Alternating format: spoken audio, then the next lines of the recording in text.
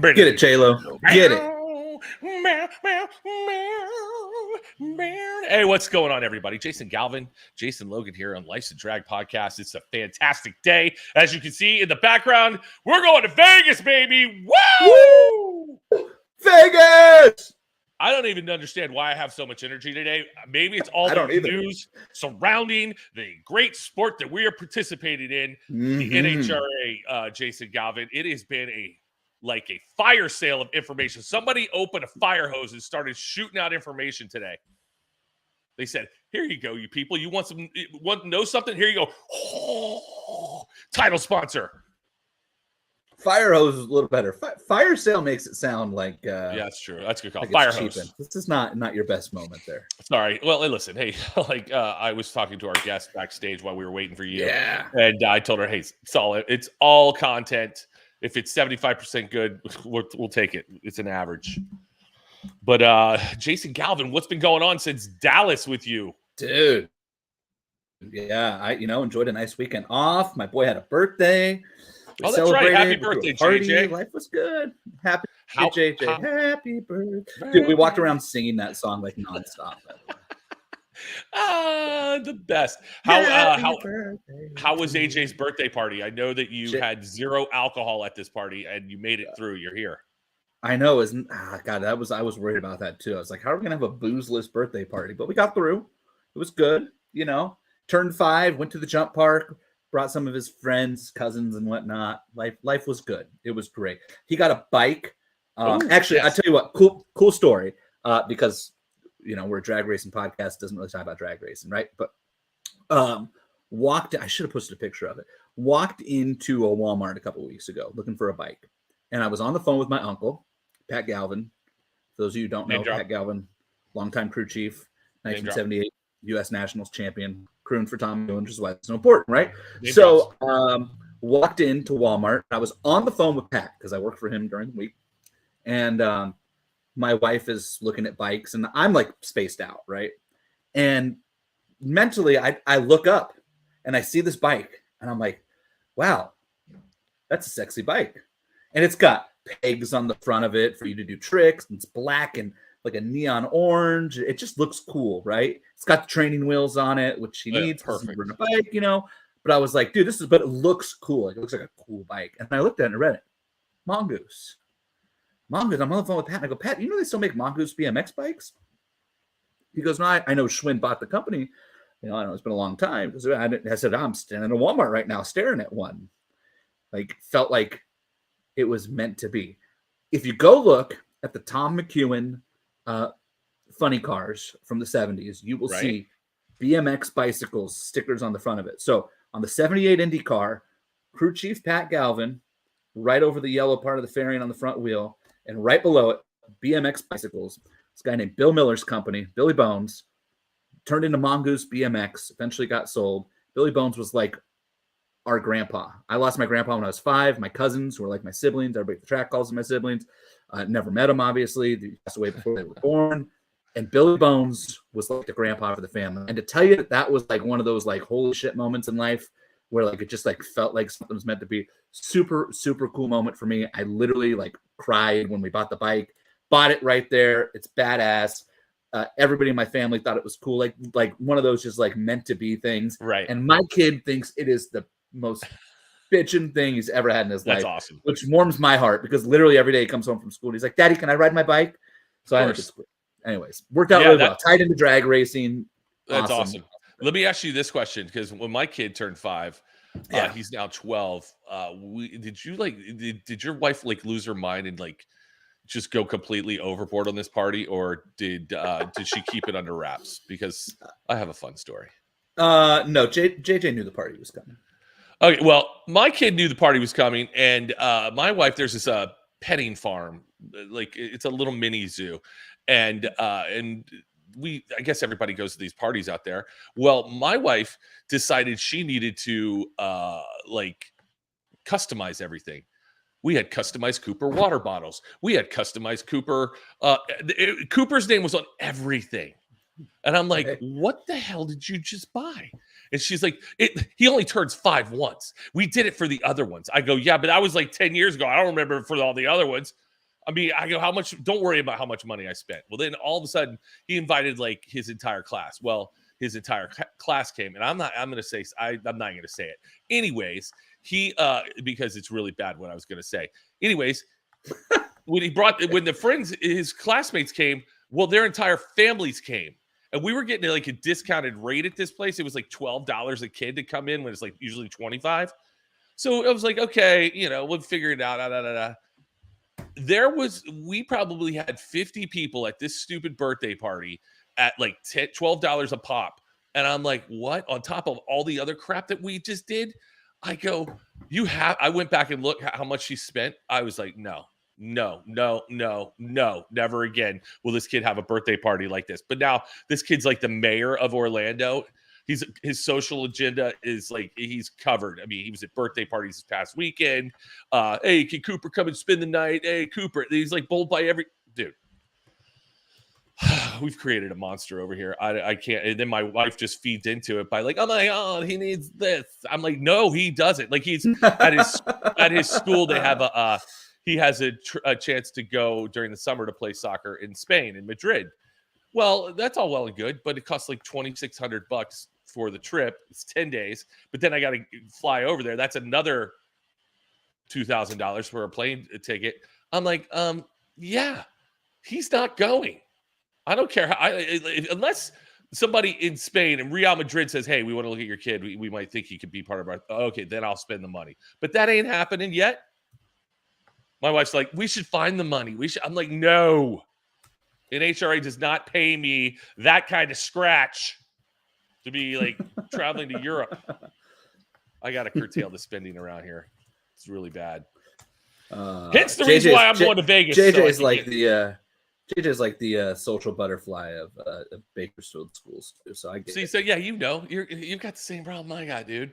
That's why we like JJ. JJ's the man. All right, so big news this week.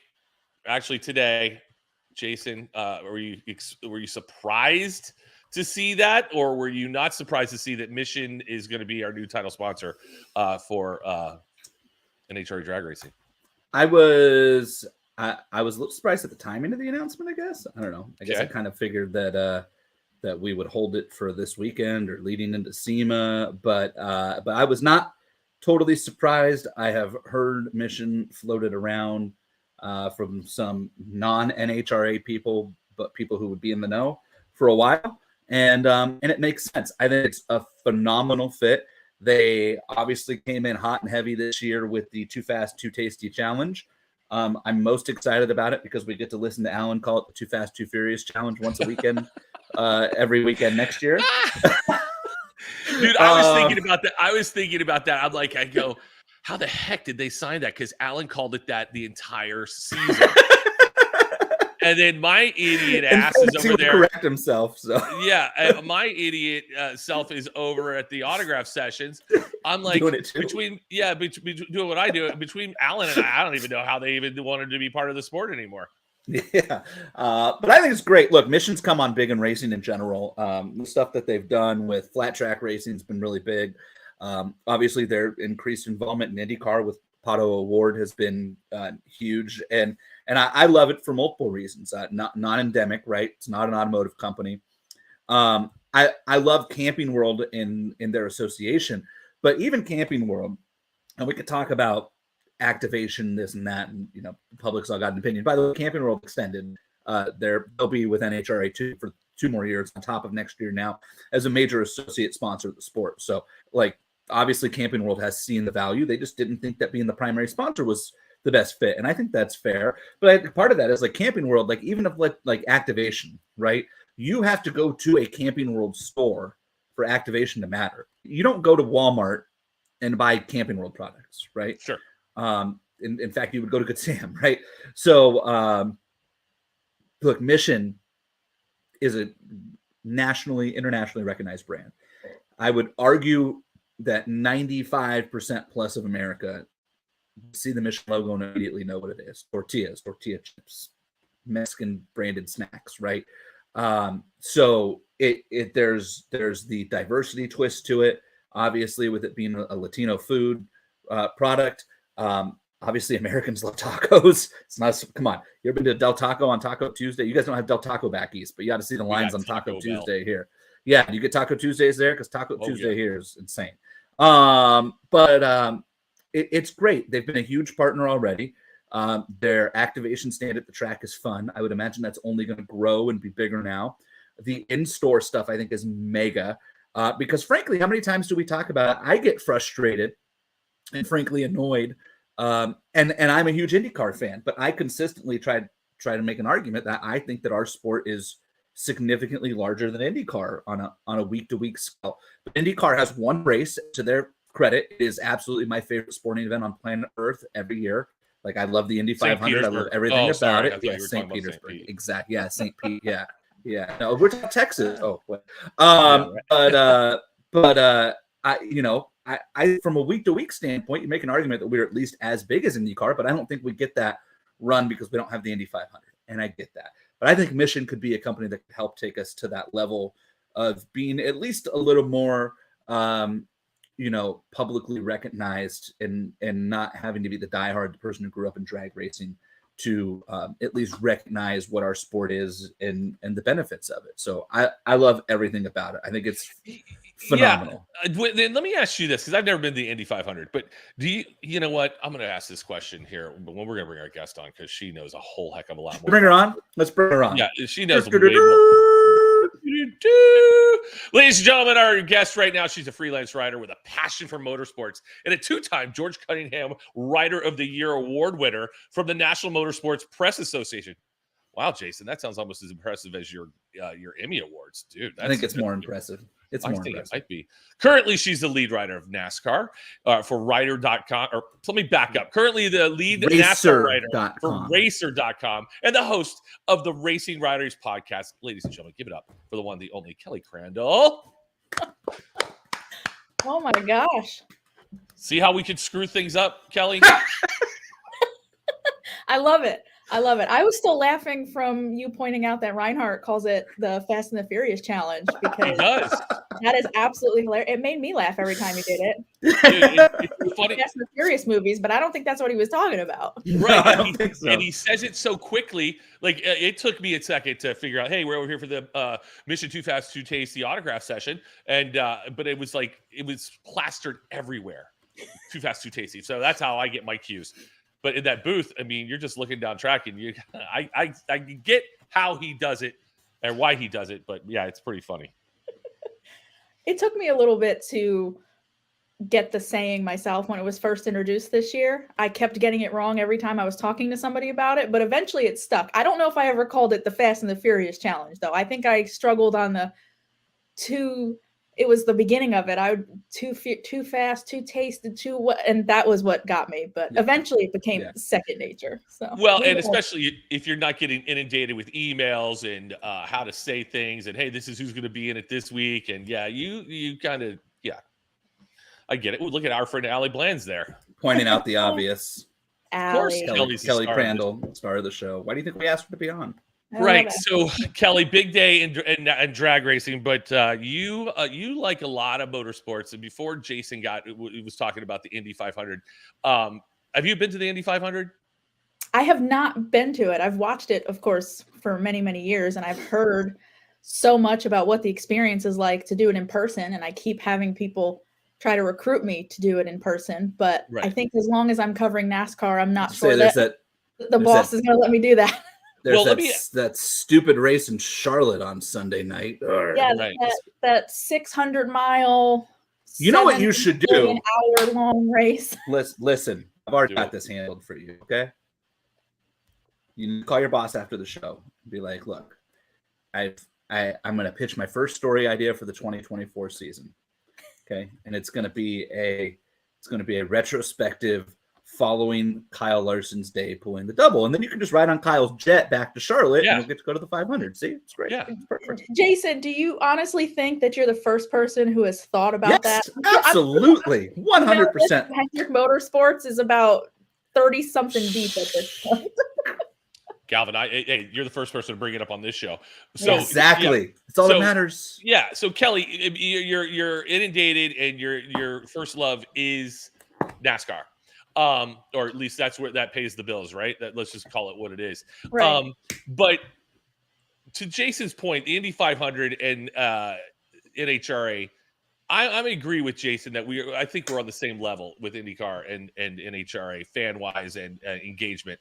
But being at all the NASCAR races you go to and NHRA, I liken NASCAR and IndyCar. It's such a big place. It's such a big track.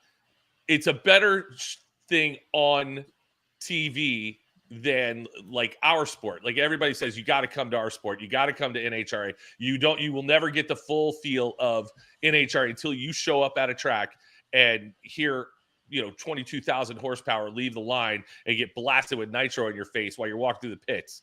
Would you say that's a fair assessment?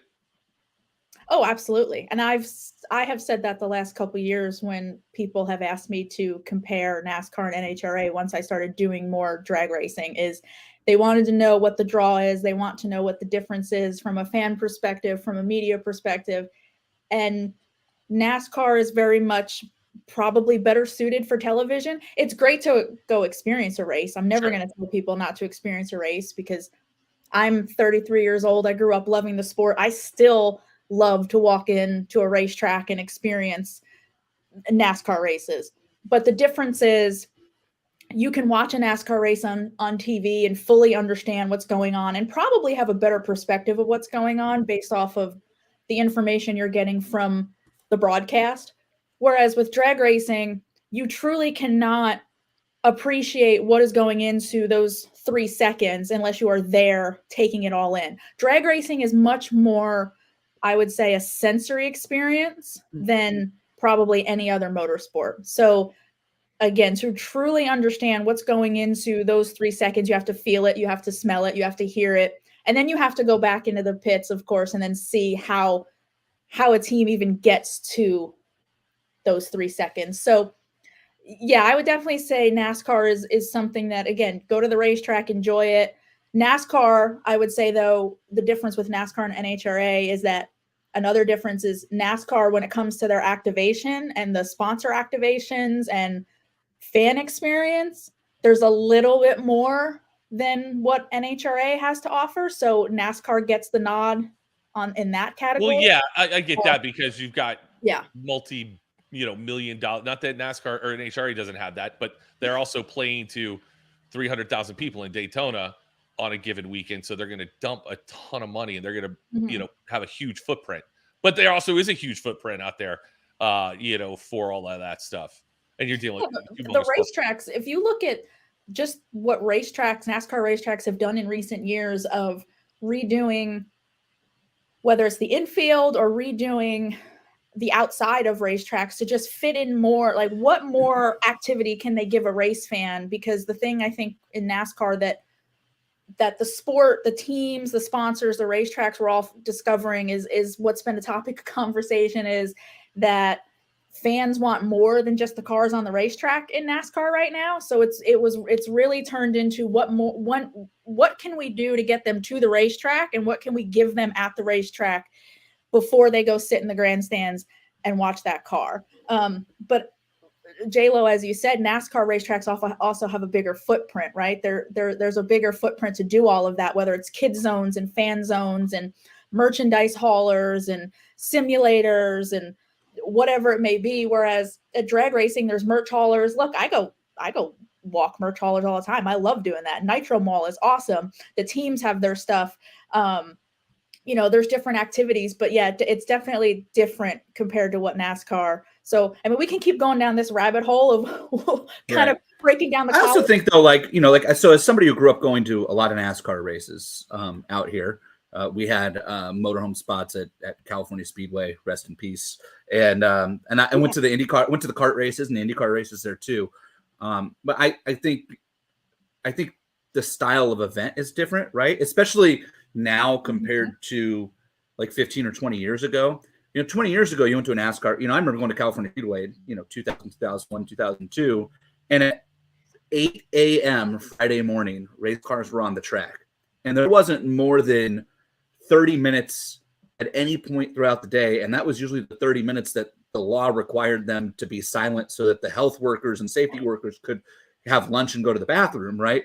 Where the track was dry from Friday morning through the end of the Xfinity Busch Series race Saturday night, right? I mean, the Cup cars had 3 practices, and Xfinity had 2, and then there was an ARCA race, and there's none of that now. And so I think you have to offer that type of stuff to the fan who buys you buy a Saturday ticket. Saturday tickets haven't gone down in an Xfinity race. In fact, they've probably gone up like everything else in the world over the last 20 years. But instead of showing up at 8 a.m. and you get final Cup practice, qualifying, Xfinity qualifying, happy hour, Xfinity race, now you show up and you get Xfinity qualifying and the Xfinity race. But it's a 3 o'clock race because you're trying to get into prime time for television. And so I feel like those things have to be offered more. And to NHRA's credit, I think we're starting to see more of that. Charlotte this year, I thought was a good example with the freestyle motocross stuff and whatever. And there's some people working behind the scenes who I think see kind of some of that NASCAR model and realize that like we also just live in an era where people want and expect more, at like all times. And so I think that's just kind of part of it. But there's also more. I feel like there's more to do at an NHRA race without having some of that stuff. Like if you're really into the racing aspect, right? Like you go to a NASCAR race, you can't go walk through the garage and watch them rebuild the cars unless you spend an asinine amount of money on a garage pass, which by the way, as somebody who's been an announcer at NASCAR races and tracks for several years and has had garage access, is kind of really overrated. Like there's not really a lot that happens in a NASCAR garage. Especially these days. It's not 1992. So I feel like that part of the experience is just drastically different. Yeah, no, you're absolutely right. And you hit on it. It's because NASCAR the track schedule has changed. So as you said, we, the industry and the teams and the sponsors and the racetracks are trying to find ways of fans are saying, we want more when we're at the racetrack. Whereas NHRA, you hit on it, your schedule, the NHRA schedule, I think is better laid out in that regard because yes, there's tons to do, but the on-track schedule is so compact and so full that you really can't overdo it with what you offer people because there's so much racing going on that they're going to be in the grandstands. So the racing schedule for NHRA is much different in that regard because there's only so much you can fit in. Whereas you constantly have cars on the racetrack. NASCAR doesn't anymore. Right. Well, and to Jason's point before, there's some smart people smarter than us that are trying to figure this out there, and but they keep putting me and Jason in the middle of it, and like talk about the lowest bar ever, Jason. I know, right? There's some people smarter than us working on something. Yeah, and then you guys have to go execute our, equals MC squared, and okay.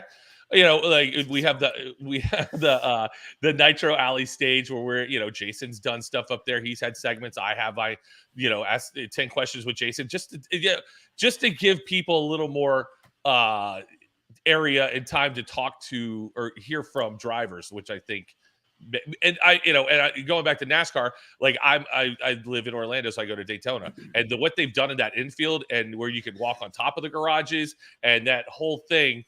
We've done events and gigs for the 500 and the 400 race, and we interview drivers and up on the main stage. It's things like that, and it's shocking to see people that will come out and just listen to people talk about their carburetor and how they're, them and their granddad, ran moonshine and stuff back in the day. They don't have carburetors anymore, Jayla. It's like I don't know. I'm still talking 1992. Well, race fans, and I think this probably applies to drag racing fans too, but I experience it, of course, from the NASCAR side, is race fans nowadays are so smart. And I mean this as a compliment, but they're also so nosy. That J-Lo, as you said, they want to know everything. Right. And whether it's on X, formerly Twitter, whether it's on there or whether it's in mailbag questions that I have to answer for racer.com, the questions that people ask about the things that I personally, because maybe I'm in the sport, so to me are just, I look at them and I'm like, that's what you really want to, that's what you're so concerned about. That detail, that is what you care about. But again, I think it's because race fans just in general nowadays, they have evolved so much. They want to know details. They want to know everything.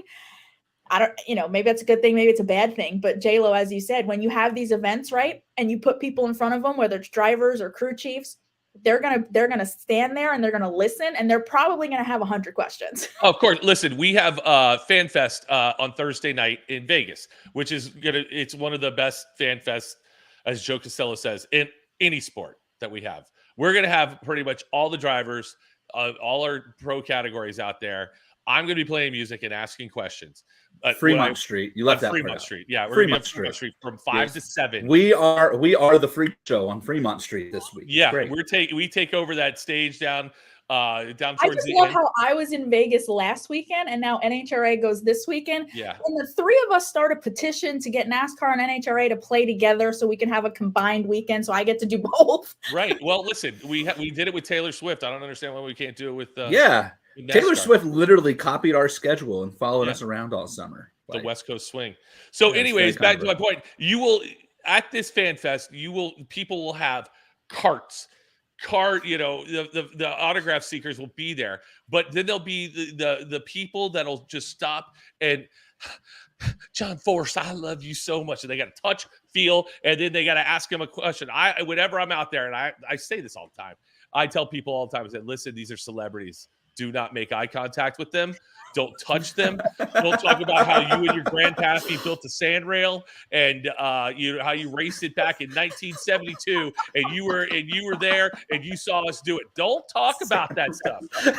And I say it to them with a smile on my face. And I go, I'm just joking. Go ahead, do whatever you need to do. But I'm like, no, I'm not joking. I'm being totally serious. They have a schedule. And let's go. They don't want to hear your dumb questions. So if I was a driver, I've thought about this before. If I was not that I want to be a driver, but hypothetically, if I was a driver or a celebrity, you know how fans will walk up and they'll say, I met you, or do you remember this when, we met, like, however. I would hate that if I was a celebrity or a driver, because I would feel terrible if I didn't remember. Listen, I went back to my too nice of a person. There is nobody in our sport better at answering that question than Ron Capps, by the way. Like Ron Capps could probably, if Napa ever went anywhere, Ron could fund the funny car just by holding a professional driver's clinic on how to respond to fans who ask those questions, and just charge every driver in NASCAR, IndyCar, HRA, IMSA, Formula One, Superbikes, whatever, charge them all like $1,000 each. It'll fund the funny car for the year. And like, you literally watch him, people walk up to him and they're like, and this happens at nostalgia races all the time because Ron's really into that and goes to all of those. And they walk up and they're like, hey, Ron, yeah. We met at Fremont in 1987. And do you remember? And Ron will literally go, yeah. And then he'll just repeat basically what they just said. And it makes the fan be like, yeah, he remembers. And then like they'll walk away and Ron will literally look at you and be like, like, but he's phenomenal at. Maybe I just gave a sauce away, but I highly doubt the fans who are asking those questions aren't listening to this podcast. Right. And I'm the jerk though, because at my 10-year high school reunion, some guy walked to me and goes, hey, remember me? And I go, no, I don't remember you. He goes, we had this class together. I go, okay, I still don't remember you. But he was trying to be smart about like, oh, you're never going to remember me. You was too cool to talk. I'm like, dude, I don't know who you are. Every driver needs to watch. Look, this will prove that I have a young kid that neither of you have. Show of hands, have you seen Zootopia? I've seen it. Kelly's a no. See, there's a great scene. I'll text you after the show. There's a great scene in there, right, where Officer Judy Hopps gives her first press conference, and J-Lo knows where I'm going. She's specific. The specific advice. The specific advice from the Fox is to answer the question you are asked with a question, because it makes you sound smart, right? Right. With the set, like literally the scene is like, are the animals dangerous? Are the animals dangerous? Yes, the animals are dangerous. Like, I should try that. People see.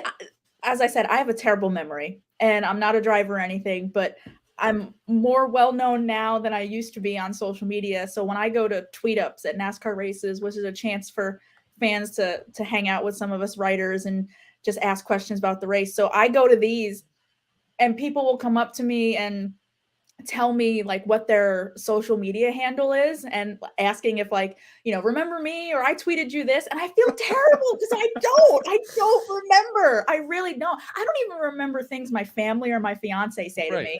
And they'll recite a whole conversation that I apparently was in and I have no recollection of. That's a journalist thing because I do that too. And my wife's like, you don't remember me telling you this? I don't. Apparently the only thing I remember are things about race cars and the books that I read. Everything else. This happened to be in Dallas. There's a guy here who's been like when we were first starting to do this. He goes, "Hey man, feed's going to your personal thing, blah blah blah blah." Derek Green, and I was like, "Okay, thank you, Derek. Okay, great." Well, he came up in Dallas. He goes, "Hey, I'm Derek Green, and I'm the one that keeps doing it." I go, "Hey man, nice meeting you. Thanks. I appreciate all the help." Blah blah blah blah blah. He's a big WFO guy, but that's the way you do it. You go, "Hey, you know who I am?" No, come introduce yourself. Say hello. I didn't know Derek was in Dallas. I would like to meet him. I like Derek. He was there. He taught me how to do the sticker thing on my phone. Have you updated your phone? I updated my phone, and now I can make stickers. It's pretty cool. Okay, J-Lo, you're not allowed to talk about the word sticker because you let me down at ZMAX. I know. I was getting a sticker. Now that I've been on the show, are you going to mail it to me? We'll get it to you. Okay, wait. Hold on. I just want proof here. I want proof of my unwavering support. Where's that camera going? Wait, nope, not that side. Yeah, other side. Nope, trophy husband. There it was. There it is. There it is. Look, it's on the laptop. Woo! There it is. Mine's not as cool as y'all's, but I have one. So because he just showed that, what a perfect segue, Jason. What goes on the Writers Podcast? What do we talk about? We talk about racing. It's the Racing Writers Podcast, just like life. Come on, J-Lo. What type of silly question is that? We don't talk about drag racing on this show. We barely talk about some drag racing. The podcast for me, to try to be serious for a minute. The podcast for me was a way to, it's additional content because as much as I would love to try to write 100 stories a day because I'm an overachiever, that's also not possible. So the podcast is another way to get content out. But I love podcasts myself, and I love the fact that you can hear directly from someone. You can hear their tone. You can hear the context of a question and an answer. You can hear the emotion if it's something that really gets to them for whatever reason. And it's a chance to do a longer conversation than maybe a 10 to 15 minute interview that I'm going to do for a print story. So I started the podcast because I fell in love with podcasts myself. And I was like, this is just a great way to work on my interviewing skills in the process and just deliver something different for race fans. So the podcast, the interviews on the podcast are not interviews that you're going to find on racer.com in the sense of whatever's happening here and now in the sport, that's going to be written, that's going to be on the website. The podcast is more evergreen, more digging into someone, who they are, what makes them tick, their background, maybe reliving things from their career, going through who they are. So it's like a spoken profile piece. Yeah, it just checked all the boxes of I love podcasts, and this is a way to introduce people to many other people in this industry that may not get a lot of attention or aren't well known. So yeah, that's kind of what we kind of started with, because listen, everybody when Jason and I started this, we realized everyone's got a stupid podcast. Everybody's talking about drag racing, everybody, or everybody's talking about NASCAR. Everybody's talking about, whatever the subject. Everybody's talking about Crown Royal. There's 5,000 podcasts about that. So, I mean, how do you yourself cut through the minutia and the Celsius? And we're going to talk about Peach Vibe tomorrow. How do you separate yourself from all the other NASCAR podcasts and racing podcasts? No, that's a really good point, because I said the same thing to myself when I was going to start my podcast, which is there's millions and millions of podcasts out there. Everybody it's such an easy platform to use. I mean, you can put out something that's 5 minutes, 10 minutes, 5 hours long, and you can put it out there into the world. Right. So I struggled with that. And I said, if I was going to do something for a podcast, I knew it couldn't be something that was going to be basically the same of what I should be writing for the website, as I mentioned. Right. And I don't really like offering opinions. So I didn't want it to be something to where I was going to sit behind a microphone and just start spewing garbage about whatever happened in NASCAR that weekend, because there's plenty of other people who are more well-spoken and have better opinions than I do. So that's when I landed on, if I'm going to do this, how can I sit down and just dig into who someone is and focus just on interviews. It's, as I said, I'm not going to recap news. I'm not going to give opinions on what's going on in the world. The podcast is strictly going to be focusing on whoever the guest is that weekend and what their story is, or at least what story I'm trying to get out of them for that episode. So for instance, this week's episode is with Alba Colon, who worked for General Motors for 23 years. She was the liaison between Chevrolet and its NASCAR teams. Rick Hendrick snatched her away from Chevrolet to just work for Hendrick Motorsports. Alba's well known in the NASCAR industry. She has a phenomenal backstory. She has given interviews before. So when I sat down and prepped for mine, it was, how much can I take from those previous interviews so she's not necessarily repeating herself? And then how much of something new and different can I mix in? So for me, it was a combination of getting to know her and a little bit of how she got here and retelling some of what she's told before about wanting to be an astronaut when she grew up, but also talking about she's this brilliant engineer. NASCAR introduced a brand new, radically different race car last year. How much of a challenge was that for her? So it was a mixture between, again, get to know someone and what are new things I can throw in there so it's not the same type of interview that they've done before. So basically prepare for each interview. Oh yeah, my process is we don't ridiculous. my process is complete ridiculous. I told Galvin, I told you this, is that after I'm done with you guys later today, I'm recording another one of mine. So I have a full notebook that will be filled with pages and pages of notes. I have a second screen next to me. So if I have to keep something up that I might want to refer to during an interview, but oh yeah, I'm digging through YouTube. I'll dig through podcasts. I'll dig through written stories, whatever I can find on someone to feel as comfortable and as prepared going into an interview so that person knows I'm not here to waste your time. I feel comfortable in what I know about you and what I've researched and what more I can pull from you. So no, I've never gone into something just off the cuff. I can't do that. J-Lo, now you know why you've never been a guest on the Racing Writers podcast, because if Kelly started to do some research on you, she'd probably find some really inappropriate stuff. Well, yeah, you can't even talk about racing or anything like that. Yeah, well, maybe we should start drag racing guests on though. So say what? I've had plenty of drag racing guests on those. Some really good ones. Yeah. Jasmine Salinas. I would say name 3. You don't name them 4. Just 3? Okay, let's see. Jasmine Salinas, Matt Hagan, Ron Capps, Antron Brown, Courtney Enders. That's 5. Yeah, all right, you've achieved. She's overachieving. Yeah, she said she was an overachiever. You have gone above and beyond. So what's give me I feel like I don't belong here. No, you belong here. You belong Slugger with me. I count Slugger as a drag racer now. Oh yeah. Slugger's interview was phenomenal. I love that one. I learned a lot about him. Good. Yeah. Jason, how many drag racing podcasts or racing podcasts do you listen to?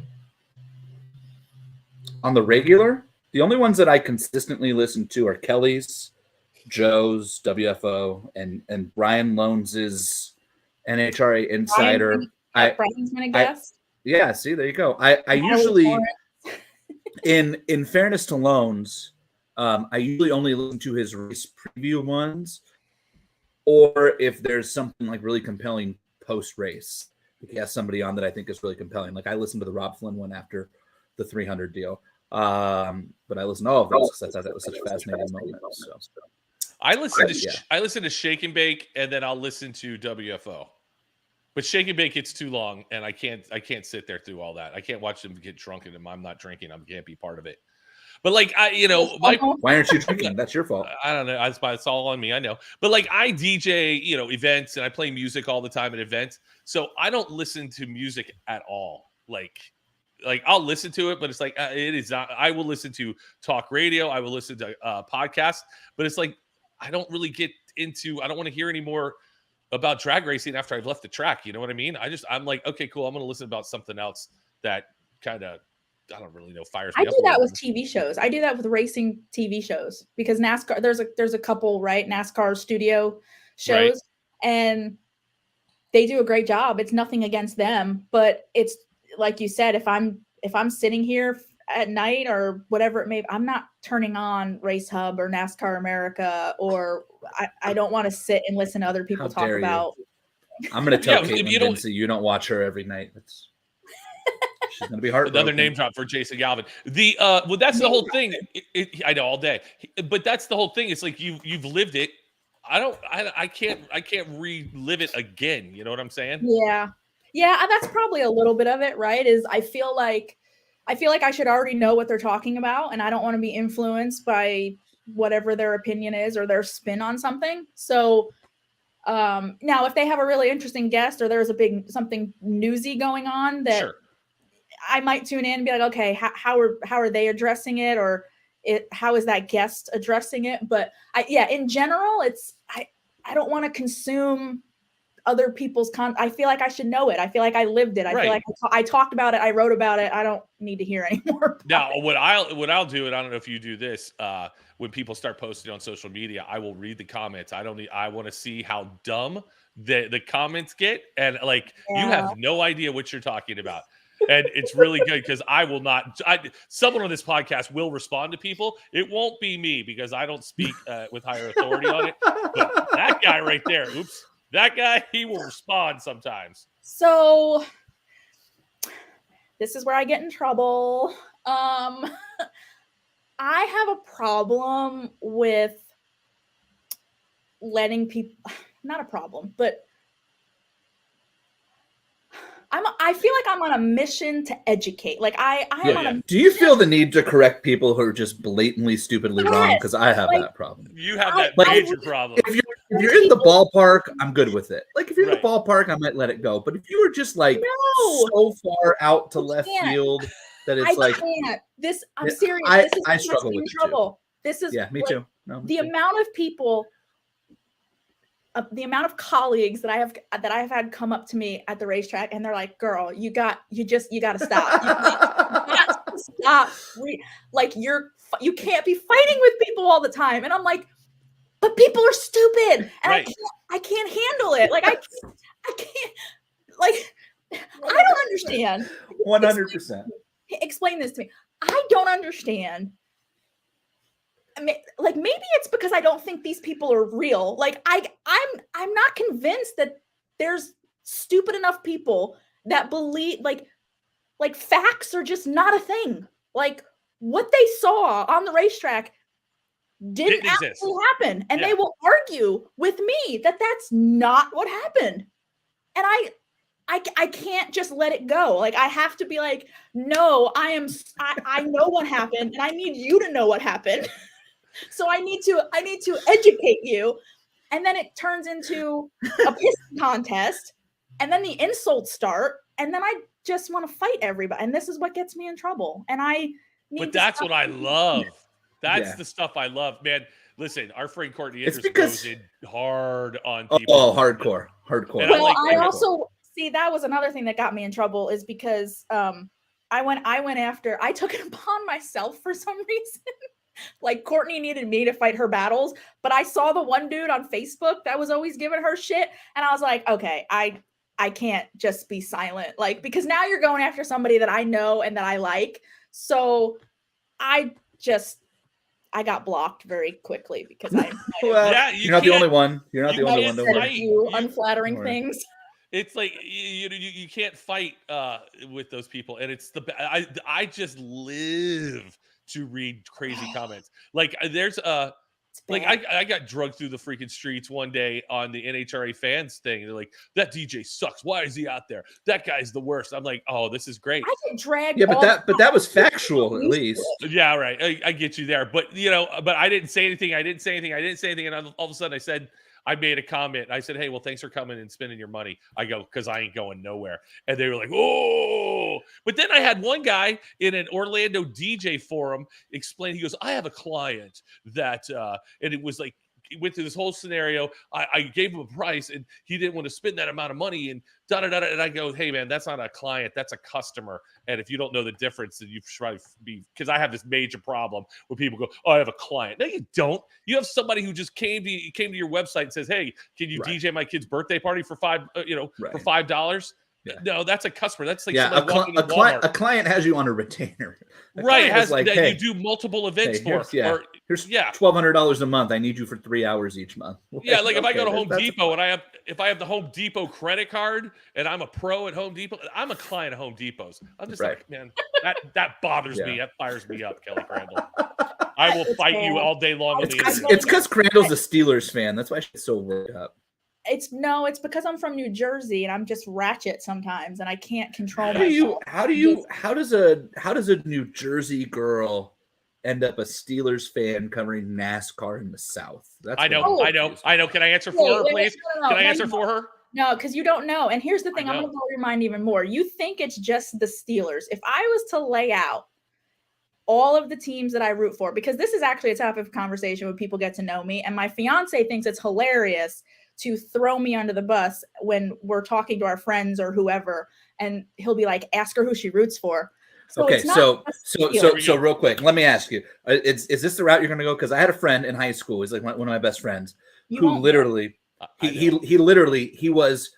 so Los Angeles, okay? He was a Jacksonville Jaguars fan, a Pittsburgh Penguins fan, an Arizona Diamondbacks fan, a Minnesota Timberwolves fan, a Michigan football fan, and a UNC basketball fan. Terrible.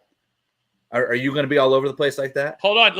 I know she is. Let me tell you who she likes. She likes the Steelers because her dad liked the Steelers when they were winning 4 Super Bowls in a row. Nope. She likes the Braves because they won all those championships. She likes all those they've won one. But they were so good. They were so good with that. I mean, like one that's relevant. She likes the Bulls because Michael Jordan. Yeah, she's a front runner, Jason Galvin. Front runner. You didn't get any. You are 0 for 3. You got the Steelers. There's literally a sign on the wall behind you. Oh, yes. The Steelers. Yes. Yeah. No, the Steelers. I became a Steelers fan because, first off, I like to say that I'm a little more intelligent than my dad, and he was a Giants fan. And then he jumped ship and went to the Packers. Can't do it. No. And especially with that former quarterback that they had, I was like, you're stupid. So I became a Steelers fan because we had a family friend who's like basically an uncle. So when we'd watch, I grew up in a sports family, so we'd watch games. So it was either Giants or my grandmother was a Dallas Cowboys fan. And I was like, that's not happening. So I just went to what the other games, I was a kid and I was like, okay, black and gold, black and yellow. Always talk about the Steelers. So I went that route. Now all the other teams. Front runner. You don't even know who they are, J-Lo. I bet they won a world championship in the past 20 years. She's a big Atlanta Thrashers hockey fan. Yeah, right. Totally. All right, so who are the rest? The Montreal Expos. They're now the Anaheim Ducks, but I was a kid of the 90s when the Mighty Ducks movies came out. Okay. So, it's funny. I just brought Mighty Ducks up yesterday. I said I got to show my 5-year-old that I bet he would love that movie. Love it. Love it. Okay, but which one's the best though? The movies? The first one. Stop with the second one. I think Allie and I actually talked about way better. No, the second one's way better. No, second one. Dude, come on. All right, who's your favorite baseball team? The second one taught me the difference between Iceland and Greenland, and I call college soccer now. And the captain of one of the women's teams that I cover is from Iceland, and every time I say Lely Halldórsdóttir, I literally think of that scene 17 times a soccer game. Like, here's Halldórsdóttir, bring it up through the midfield, and in my head, I'm thinking about Iceland's green. I don't know if I was necessarily watching these movies for the educational value there, Galvin. love it though. But what about baseball? This is going to be fun.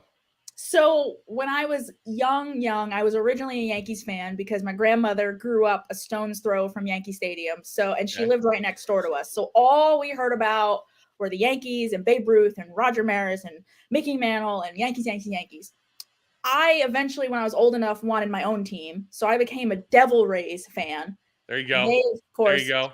Did not accomplish anything. So when my grandmother passed, I went back to being a Yankees fan because it just makes me feel, I just like those memories of her coaching the team from her recliner and yelling at the TV. So, yeah. So my wife's from New York. She loves every New York team. She doesn't know anything about any of them, but if they have an NY someplace, she's like, she goes, "Oh, Mets? Oh yeah, go Mets." My dad's hilarious because every April and May, he's like, this is their year. And by June, he's like, no, it's not their year. This year was definitely not the Mets year. See, my problem is I like bad news. It won't be next year either. Yeah, right. I like teams that suck. And I want teams to get on. I want to be on the bandwagon before they get good. And so I'm a Tampa Bay Buccaneer fan. Thank you very much. I was a Buck fan way back, like when I was 10 years old, going the old sombrero. When they in the creamsicle days, the creamsicle days, baby. I got creamsicle jerseys. Then I used to love the Red Sox. I still like the Red Sox and the Cubs because they sucked forever. Couldn't get anywhere near the playoffs. I like the Orlando Magic, and just because I'm here. But you have to like teams that aren't, you got to like the teams that are in your town. Does Crandall have a basketball team? Now I'm concerned. I do. They were good. They're now terrible. They may be good again after getting the first pick that everybody is going crazy over. You're a Spurs fan? I'm a Spurs fan. I have no idea. No idea how that happened. Hey, look. Victor Wembanyama is going to be phenomenal until he snaps his leg in the third game. He is crazy. But he also literally looks like a toothpick. He reminds me of Tim Duncan. The first game I watched him play, I didn't even realize it was him. Tim Duncan, in terms of like how tall he is, I looked at the TV and I'm like, that guy's like 8,000 feet tall. He reminds me of Yao Ming. He's humongous. It's like an athletic Yao Ming, more athletic. Well, hey, going back to doing research on your guests and things like that, I did a 5-second dive into your Instagram. I saw you at a Charlotte soccer game. Are you a soccer fan? Because I saw you there with Orlando City people. So yes, now that Charlotte has a team in our backyard, I'm like, okay, yeah, I can get on board with this. And going to the games is a blast. Charlotte, they have embraced soccer here. It's become a soccer city. It is so much fun to go to games. My sister's an Orlando fan. So what happens is every time Orlando comes to Charlotte to play, she comes down and visits and makes me take her to the game. So she's a big Orlando fan. I prefer women's soccer. I love the United States women's national team. So the Charlotte team has given me an opportunity to get more into the men's side of things, but I just think women's soccer is more fun. In fairness, women's soccer is not more fun. Not entertaining at all. Yeah. It's coming from somebody who broadcasts both. Sorry. Again, hold on. She's a front runner. You only like them because they win. I would just like to point out that the only reason that Charlotte has embraced the soccer team there is because they really felt the need to have a football team that could win a game. And since the one throws the ball can't. I'm not going to argue with that.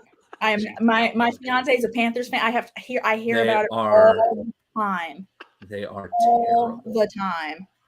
Terrible. Hey, but on the flip side, Brian Burns is going to look great on the 49ers next week when they trade. It's going to be awesome. Listen, Kelly, you should bring your sister down to Orlando. We'll go to a city game and we'll have fun there too.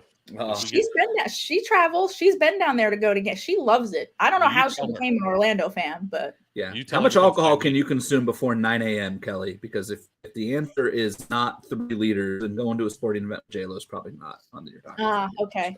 Is that the part of the podcast? No, city games don't start till later. City games start when? They start at 7. We'll be good. Yeah, that's tailgating. We'll tailgate downtown. We'll walk in with the whole, the team, the army, and all that junk. Oh, great! Here we go. Yeah, they are. That's all right, I want to ask Crandall serious questions here, since we have a serious racing writer on the podcast, somebody whose opinion I value greatly. What were your first honest initial thoughts on Mission Foods NHRA partnership? Oh, I love it.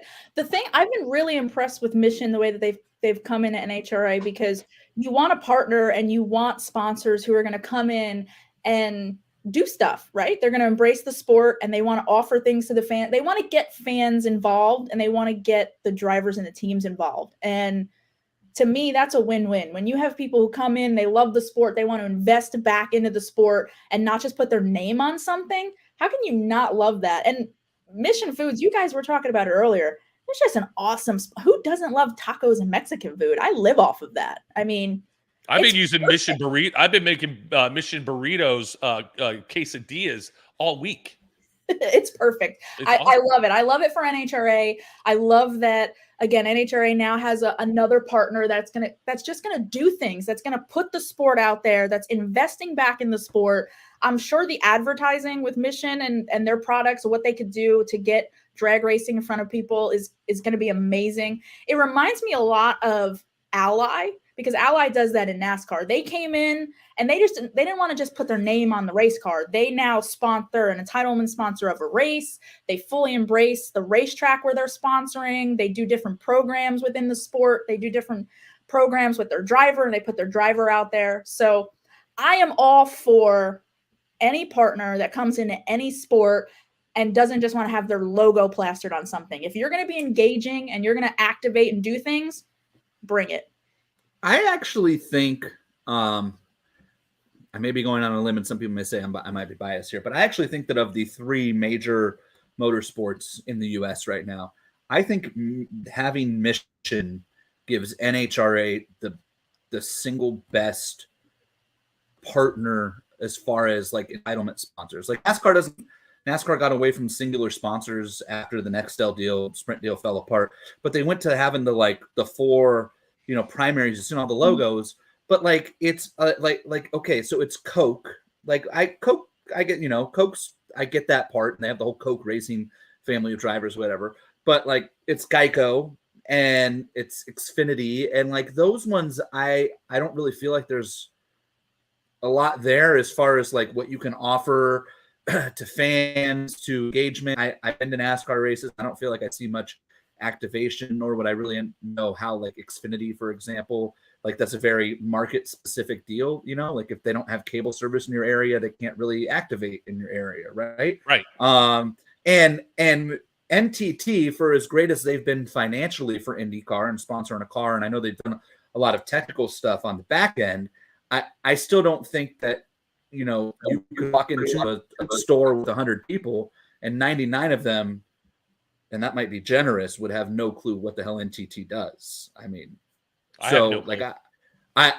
think just from a marketing standpoint, like for NHRA to have a partner, not that Camping World wasn't instantly recognizable, but like the point I brought up earlier, like Camping World has a finite target of people, like must like camping, must have the financial means to buy a motorhome or want to go rent one, like stuff like that, right? Versus you now have a sponsor in Mission who, in a similar sense to when Sprint was with NASCAR, or back in the Winston days for everybody, right? Like, or the FedEx days for Champ Car, like there's something that literally everybody on planet Earth knows what it is and everybody uses it. I think it's perfect. I think it gives them a one up on the other sports as far as name brand marketability with a primary partner. It's a really good point. So in NASCAR for the Truck Series, Craftsman, Stanley Black & Decker came back in and they put the Craftsman logo entitlement sponsor back on the Truck Series, which is what it had been in the 90s. So fans recognize that name. They know what Craftsman is. They have, if they were fans in the 90s, they have that nostalgia of Craftsman Truck Series and what it is. But to our point of, okay, it's one thing to put your name on it. Now, what are you going to do? So when Craftsman came back in this year, they have what's called, you might have seen it if you watch a NASCAR race, they have commercials for every race. Deal of the race. And right there on the TV, you scan the QR code and it takes you to what they're offering you, what deal, what discount of tools or whatever it may be that they're offering you that race weekend. Again, that's a way to engage. It's a way to keep people tuned in of, we're not just putting our name on this. What are we doing for the fans? What are we giving to the fan? Everybody needs tools or some kind of equipment, right? Well, and also it helps with the younger age group too when you have to scan a QR code. See, that's our problem at NHRA. There's this big gap, right? You got older fans, and then we're trying to get these younger kids to that's come not in. an NHRA specific problem, Yeah, that's not. No, that's I not think an that's a HRA planet specific. Earth problem, right? So you have, in my opinion, generally speaking, we have a planet Earth issue right now where you have 55 plus and you have 30-ish younger, and there's a middle gap there that nobody really seems to understand or comprehend how to capture. And so everybody's kind of moved on. That middle group of 30, 35 to Right. 55, 60, call older working class, doesn't really seem to embrace anything. Like they're all mad at the world for different reasons, right? Like, am I wrong? Yes, like I hate everyone is everybody. mad at something. But here's another problem. So You're you're absolutely correct. You have that every sport has that, right? Where you have the fans, you have the diehard older generation race fan or sports fan, but we're talking racing, who they've been here forever. They know what the sport is and what it should be, and they think that NASCAR or NHRA should cater and do exactly what they've been doing that made me a fan, right? And don't get away from that. Why are you doing this? Why are you doing this? You're not going to get those race fans, right? And it almost becomes like, I don't know if gatekeeping is the right word, but they become so protective and selfish of, no, this is my sport and this is how the sport should be. And anytime NASCAR, I see it all the time, anytime NASCAR comes up with anything that can be construed as trying to do something different to capture a different race fan, the diehards lose their minds because suddenly it's like, you're forgetting about me. They're not forgetting about you. There's so many things that are for you, but if you don't try to evolve and you don't try to get other race fans, you're gonna die, right? Isn't that what's gonna happen? Isn't the sport? Am I wrong? Preach, Kelly Crandall. No, Preach. you're right. No, you're right. Please tell me if I'm wrong. No, you're right. 100%. I have never understood the race fan that, again, it's like they wrap their arms around the sport and they're like, no, this is how it should be. This is how it's been. And anytime like NASCAR will try to, we're going to go to Chicago, right? And we're going to go to LA, and we're going to bring in this musical guest, and we're going to bring in this celebrity for pre-race, and we're going to do this, this, and this. And people lose their minds because they're convinced, well, you're not going to get those race fans anyway. How do you know that? How do you know that? Right. So I hate the race fan that, as I said, they gatekeep the sport and they don't want anybody else in. It's like, nope, this is what we're doing. This is how it's been for 60, 75 years. It's fine. Yeah. Nope. Listen, Allie just brought up, and I put the comment up. That's the one that I think every one of us in drag racing hears more than anything, which is bring back. They need to go back to racing a quarter mile. They need to go back to 1,320 feet. And it's like let it go. What is 20 years, guys? Like, come on. So that's the biggest one in drag racing. And I'm sure. Ones, right? Oh yeah. No, Kelly. Let me explain something to Rockingham and go back to a season-long point system. Yeah. Right. And go back to it's crazy. Kelly, let me tell you something. Okay, the season-long point system comes up a bunch too, but I think that's in every sport that has it. Okay, but let me just tell you something. Every sport has a playoff. Did you know? And this is a proven fact. I have at least 20 people who can tell you. Okay, that if Top Fuel and Funny Cars started running 1,320 feet again, we would get 87 funny cars at the next race and 3.6 million people to buy tickets. Guaranteed.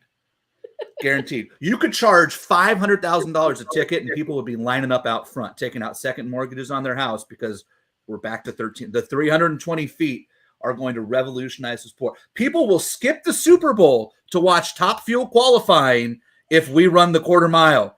Trust me. Trust me. Dude, or if you get rid of that DJ in the stands, that we might show up and pay whatever. Because people might actually show up if we got rid of the DJ in the stands. But I have a question though about that, J-Lo. Yeah. No, go ahead and finish.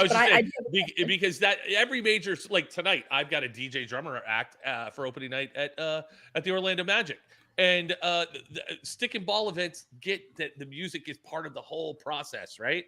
And before, I'd say 10 years ago out at the NHRA, it was like, hey, let's send out Team Mellow Yellow to run around and act like idiots. And let's, here comes the circus and we'll shoot you t-shirts. But heaven forbid you play any freaking music at these things. And we started it last year, like full blown. And it's taken probably this race of the last race of this race for people to kind of go, okay, all right, I guess it's fine. Literally all this season, it's like, eh. So yeah, so part of our problem too is like drag racing specifically. You talked about her like sensory sport, but we're also I feel like in a similar vein to baseball. Of all the motorsports, we're the most like statistically, I don't want to call it dependent or reliant, but like we live a lot historically on statistics. Right.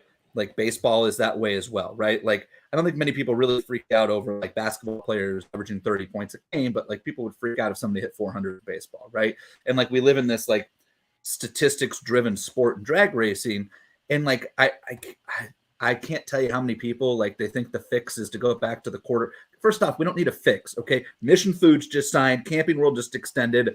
I personally know of a pretty major sponsorship announcement coming in the coming weeks on multiple regards as well, on different things. Like there are some big things happening. The Fox ratings are as good as they've ever been. We've sold out multiple days at numerous races this year. Like drag racing is literally as healthy as it has ever been since I was born, right? And I've set records over the past 3 or 4 races. Literally, like it's wild how healthy the sport is. But like people are like, oh, go to the quarter mile, like it'll fix everything. And I'm like, okay, great, we're gonna go to the quarter mile. Okay, yeah. Like you think it's gonna bring cars back? It's gonna drive cars away. Like that costs money. It's 320 feet. The car's got to run longer. They're gonna hurt more parts and blow stuff up. Well, but then you got to slow them down. Okay, but then you're going to bitch that we slowed the cars down. Right. Like, oh my gosh, now the world is ending because they're not running 340 miles per hour anymore. Like, honestly, that's part of why, shout out to Phillips Connect, like the 308th deal, I felt like was such a big deal. And like, as we add cars to that, is going to continue. And like, it's not going to happen in Vegas. I could be wrong, but it's going to be insane, but just with the altitude and whatnot. But come Pomona, I definitely think it will. Like that was such a big thing to add that to our like list. And if we had a way to maybe speed the pro stock cars up a little bit and have a 215 club or something, like stuff like that, like embrace that stuff. The fans should have. The 300 to the 8th I thought was such a big deal.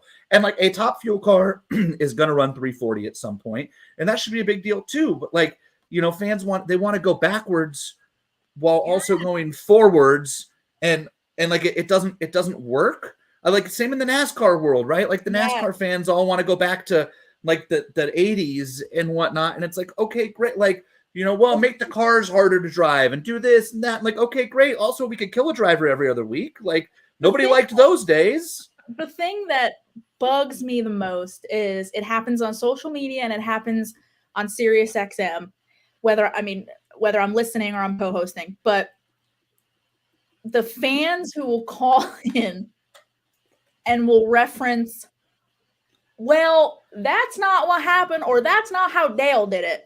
I'm like, Dale was great, but that was 1992. Yeah. Okay. Right. That's come on now. There's just, I understand that there's part of the sports that yes, you want to hang on to, and there's ways to serve that race fan and to keep that part of the sport alive. But I also am one of those that, I'm sorry, I'm always going to believe that you have to be finding ways to evolve, whether it's with the product, whether it's the car, whether it's what we're delivering to race fans. We talked earlier about, race fan experience, the playoff format. I was one of those when the playoff format came to NASCAR, the elimination format, when that came in 2014, the original format came in 2004. And I think at that point, everybody was like, all right, every sport has a playoff. It is what it is. There were certainly people who didn't like it. When the elimination format came in 2014, where it was broken down into 3 race rounds and we were eliminating people after each round, I was one of those that I was pissed. I didn't like it. I thought it was a gimmick. I'm like, this is stupid. This sounds like it's entertainment versus racing.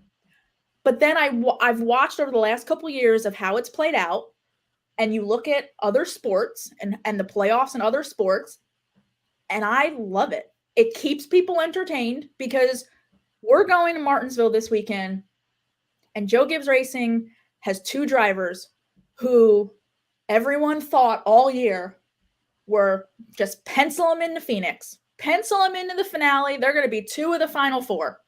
And both of them could be eliminated this weekend. Yeah, they're pretty much must wins. Right. They're below the cut line, right? Yeah. Meanwhile, in F1, you have Max Verstappen, who won the championship like 7 months early, right? So, again, I mean, there's pros and cons to everything, but I'm never going to be one that thinks that NASCAR or any sport should sit on their hands and just say, you know what, we're good with what got us here. Because it's not. I actually love the elimination format of NASCAR. I really do. Like, I'm not sure that it necessarily fits in the NHRA world, but like I do. Kelly and I talked about this. I do a weekly NASCAR segment out here on the West Coast on a chain of radio networks, and we talk about it all the time. That like the playoff format, like this time of year, like everybody out here loves Kevin Harvick because he's from this part of the country, and so that he always comes up. And like once we got into the playoffs, it was like, well, what are the chances Kevin's going to win a race at this point? Like that was always a topic. And once he got bounced, I literally 0. What are his chances? Like 1%, right? Because there's always that percent. Well, why not? Why not? It's because if you look at the history of the NASCAR playoffs, when you get to this time of the year, down to the final 8 cars, like how many races of the final 4 races of the year since 2014 have been won by a non-top 8 driver? It's probably less than 5. And in the championship race, I think there's 1 race, right? Since they went to the one race championship, I think 1 time it has not been won by somebody who's in the final 4. I mean, it's I think it's so. Wild. Yeah, because Harvick won it. Harvick won the race in the championship in 2014. Kyle won the race in the championship in 2015. I think Jimmy might have won it. Look at Kelly rattling all this off. Look at Kelly rattling all this off. Truex in 17, Logano in 18, Kyle in 19, Chase in 20. Larson. I'm pretty excited she's doing I don't know. The only one that I can think of that maybe didn't win the race in the championship would have been Jimmy in 2016. But the more I think about it, I think he won the race in the championship. I don't think there's ever been someone who has not had to win the race to win the championship. Put the best athletes in their sport in the world under the most pressure, and you are going to get results. So Kevin Harvick, you used him as an example. Kevin Harvick and Denny Hamlin, look at how many races they won in 2020, right? We go into the playoffs. Kevin Harvick had won 9 races, and he didn't make the championship race. Yeah. Because would have been a rain in Texas, and that was it. Right? Because in those 3 races, they either got caught up in someone else's problem or they made their own mistakes, and they didn't advance to the championship. Yeah. I think it's entertaining as hell. I don't understand why people don't like it. I think it's awesome. I don't like the stage wins. I don't like how that plays into the mix. I don't like, I won stage 1 of this race. Yeah, I go back and forth on that. That's the only thing I don't like. But just keep running them. Let's go. Come on. Stop with the cautions. Here's something that I literally had this conversation a couple weeks ago. Something in drag racing that you all do that I wish we could bring to NASCAR, but I haven't I honestly sat down and tried to map out how it would work, and I haven't come up with a format. The Pet Boys All-Star Call-Out. That's cool. I would love that in NASCAR. Like some sort of call-out feature function deal? Right, because, listen, I'm sure drag racers can talk shit with the best of them, but NASCAR drivers can talk the bestest shit to each other. And the weird thing is drag racers talk an insane amount of shit to each other behind the scenes and about each other, but they don't want to bring it. Like it drives me nuts. Like as somebody whose job is to do like interviews and stuff. Like I know it drives Amanda crazy too. Like we're like literally we'll be standing there and somebody, I won't throw anybody under the bus, but like I think we all know some of the drivers will sit there and say like they will drop the hammer on somebody, and then you ask them a question to walk them into it, and they're like, "I'd really like to thank my FedEx, Honda." Like I'm just naming. I blame NASCAR for that though. And you're like, "What the hell?" Like tell me what you just told me. You know they don't like each other, and you have teed it up perfectly, and they won't hit the ball. And I feel like if we brought that to NASCAR, that not all of them, but there are certain drivers that would eat that up. They would eat that up. Yeah. Denny Hamlin, Kevin Harvick, Kyle Busch, Joey Logano. I mean, Ross Chastain. That would just they would go like who was the driver that won a race and they all were booing him and he goes, "Hey, I just beat your champ." Who was that? Oh, that one specifically. If you were talking about who gets booed after winning races, it's a long list. But that specifically was Denny Hamlin. Everybody not named Chase Elliott. Who gets booed after winning races? Yeah, when he said, "I just beat your champ," and he just, I was like, "Come on, dude, that guy's awesome." I'm trying to think here, what if we did you could do this at like Martinsville, I feel like, or Bristol, where you had like 2 cars, like 2-lap sprint race, like, you know, higher qualified car gets lane choice. You want the inside or the outside, like 2-car sprint race, boom, boom, and just like run down the line like elimination style. I think it's about like the only way that would really work. You can be entertaining. I tried to sit here and I tried to think of, okay, you all incorporate it into your normal race weekend, so it's not extra runs. I was trying to think, how could we do that in NASCAR to where teams don't feel like they're doing extra with the car? So I wish there was a way to do it. I would love. What if you threw out qualifying for a race? Okay, like let's say Bristol or Martinsville, like short track. We're gonna just throw qualifying out. We're not qualifying this weekend. Instead, we're gonna do call-outs. And if you like, points leader gets to pick. Points leader's Denny Hamlin. Denny Hamlin calls out Chase Elliott. Like, I wouldn't call out Chase Elliott first, but maybe he does, right? And like, boom. The way Chase is running this year, I would. Well, okay. Yeah, but like, would you call him out or Zane Smith, right? Like, so like, sprint race, 2 laps. First one to the finish line moves into the next round. The other one starts 36th. Like, and that's how you qualified the cars in like a ladder format like that. And like, don't get any of the drivers out of the cars. Let them sit there like almost like a heat race deal, you know. I bet you there's a way to make that work where it moves pretty quickly. There is a way to do it. But it also like it would be fun for qualifying. Then you start a 500 lap race, and after 80 laps, it wouldn't matter. So yeah. Or what if you did it like there was 2, they'd start and they get a half track, and the other 2 start kind of like velodrome cycling, and they have thing like that. That would be awesome. Now you sound like Tony Stewart, who one year was trying to convince, deadpan, stone face, trying to tell everybody to run, you know, a figure 8 on the backstretch of Talladega. Let's go.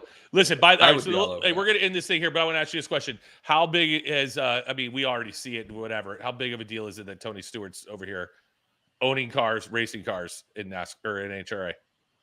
Well, let me reword J-Lo's question. Yeah. How much does the NASCAR world, how much has the NASCAR world taken notice of that? Who do you mean specifically? Fans. I'm just curious. Fans, you're team talking owners. About fans. So with fans, it's split. You have the fans who, because I've made it a point. I mean, I feel like I cover drag racing well enough, right? But certainly with Tony, is I've made it a point to try to tweet as much information about what Tony is doing when he's driving, that because people want to know. So you have it split. You have fans, if you're talking about race fans, who love it because he's kind of like a Kyle Larson or an AJ Foyt, whoever it may be, that you love to see them just jump in anything and they can succeed in anything. And they love the fact that he's gone over there. And like I said, they'll follow my tweets and be like, that's so cool. How did he do? So on and so forth. You have the diehard specific, just NASCAR fans. There's another section who anytime I tweet about Tony Stewart and NHRA, whether it's something that he's done or what his teams have done, what Leah and Matt have done, like clockwork in my timeline will be the race fans that freak the F out because he's not spending enough time in NASCAR. He doesn't care about NASCAR anymore. His cars run like shit in NASCAR and he's off enjoying NHRA. So from a fan perspective, you have it split. From an industry perspective, I don't really know. I think there's people who have paid more attention now that he's driving. I think they find it fascinating to see him make that adjustment. it just, it breaks down to it breaks down to who you're asking, right? I wonder how curious, like how much owners think about the fact that they can look at Tony's Nitro cars and see him like bringing in new sponsors who haven't really been part of, it's not just Mobil 1 Rush Truck Centers anymore, right? Like he's bringing in sponsors that weren't part of racing, haven't been part of the NASCAR team. Like I would be curious how much to pay, because the cost of entry for NHRA is so much cheaper than it is for NASCAR, at least from a bang for the buck standpoint. That's a good point. And I think the better example there, Galvin, is Rick Ware, because in NASCAR, people look at Rick Ware and they say, well, that team can't accomplish anything. They're not even trying. That's not true. I'm just telling you what fans say, right? Right. Sure. They don't put much into what Rick Ware's cars are doing in NASCAR. But then, as I've tried to explain to people, is the business model in NHRA is much different, to where Rick, as you all know, went drag racing, invested in drag racing, and look at how successful that team is. They are a race-winning, playoff contending team, whereas that's not a thought right now for them in NASCAR. So I think for race fans and team owners and people, they look at that maybe a little bit more of just, if you're looking at it from a business perspective of how different things are, of, sure, because again, there's a lot, and certainly right now, there's a lot of talk about money and ROI and how expensive things are in NASCAR and the health of the sport and the health of the race teams. But then you can look at, what these guys are doing in other sports and how successful they are and how much money they are not spending. So I think Rick Ware, if you're talking about that, is probably a better example than Tony. I love it. Kelly, thank you so much. Jason Galvin, are you not smarter today? I'm always smarter when I talk to Kelly Crandall. No kidding. The problem is my overall level of smartness probably didn't improve because it was counterbalanced by you dragging me down. Yeah, but I had the counterbalance of you pulling me down. Right. Didn't really help there. See, you got both Kelly and I. So instead of going to like here, which you normally get with me, you went way up there. I went like a rocket ship. I started to do this, and then I had to deal with you, and it just. Yeah, I'm a weight. I get it. I definitely bring people down. Well, Kelly, but I'm looking forward to the Fan Fest tomorrow. It's going to be great. Yeah, Fan Fest. It'll be awesome. Jason, feel free to pick up a mic and talk to people because I'll think about it. Again, we've covered it right here. You're smarter than I am at this sport. So I will be in Martinsville, but I'll have one eye on what you guys are doing this weekend in Vegas, of course. So, well, of course. And again, we look at NASCAR too the whole time as well. So yes, have fun in Virginia. That's where Martinsville is. What? Yeah. Super smart. Bye, Kelly Crandall. There she goes, Kelly Crandall. She's awesome, dude. I love her, and I give her so much crap in a media center, and it's so great. And she was going to come on here and yell at me one day, and she didn't. And we could go on for like Kelly. We could have gone on for like 45 minutes about you yelling at me. I apologize for not doing that. That's okay. Listen, the longer you keep me around, as you have seen, I get a little obnoxious and I just start rambling. But I love talking about race. I love it. It's excellent. I love it. As I throw her back out back in the green room. Yes, exactly. Jason Galvin, when do you get into Vegas? 11 a.m. 10 a.m. Get in at 10 a.m. I get in at like 1. Oh yeah, you're West Coast, so yeah, you're easy. I got to fly to LA and then Vegas. I have a 37-minute flight from Burbank to Vegas tomorrow. It's gonna be great. Oh, that's so 37 amazing. minutes. That's so 37. amazing. I'm flying to LA. The plane goes up and comes down. They literally don't even like serve you. Like there's no drink service usually because it's dude, that's so much better. So, yeah, I gotta fly to LAX and then my hour flight. Wait, you land at 1? In Vegas, yeah. Wow, you're gonna miss the Fan Fest. No, Fan Fest is at 5. Dude, it takes 4 hours to rental car at 1 o'clock. Well, if it does, then you guys better get out there and figure it out for me because I did tell him, I go, listen, it's going to take a minute. I'll come straight to the track or to the Fremont, but who knows? We'll see you there. Vegas this weekend. We didn't even talk about what we're going to do, but that's what we have another podcast for. We don't have a plan. Yeah, no plan. Yeah, no plan. We're going to party. It'll be fun. We're going to have some good times. All right, ladies and gentlemen, thanks for coming and watching the one, the only Life's a Drag podcast. We'll see you guys in Vegas. Have a great weekend.